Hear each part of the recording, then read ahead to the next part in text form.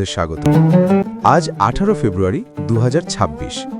পবিত্র রমজানের আগমনী বার্তায় মুখরিত মুসলিম বিশ্ব। সৌদি আরবের আকাশে চাঁদ দেখা যাওয়ায় সেখানে আজ বুধবার থেকেই রোজা শুরু হয়েছে।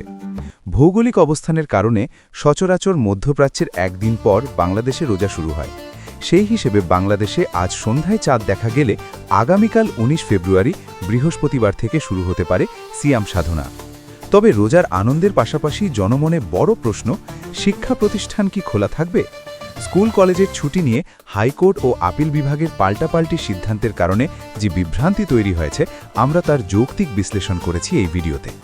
প্রাথমিক ও মাধ্যমিক বিদ্যালয় রমজানের প্রথম কয়েকদিন খোলা রাখার সিদ্ধান্ত থাকলেও অভিভাবক ও শিক্ষকদের পক্ষ থেকে ছুটির জোর দাবি উঠেছে।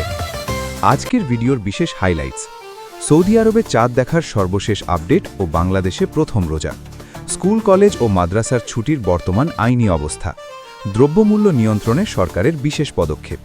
আমাদের লক্ষ্য, খবর তো সবাই দেয়, কিন্তু সেই খবরের পেছনের সঠিক তথ্য আর যুক্তি পৌঁছে দেওয়াই আমাদের কাজ।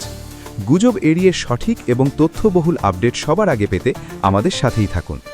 আরও তথ্যবহুল এবং নির্ভুল সব খবর পেতে চোখ রাখুন আমাদের চ্যানেলে। নিউজ লজিক আপনাদের দিচ্ছে সময়ের প্রতিটি গুরুত্বপূর্ণ আপডেট। সঠিক তথ্যের সন্ধানে নিউজ লজিকের পাশে থাকুন।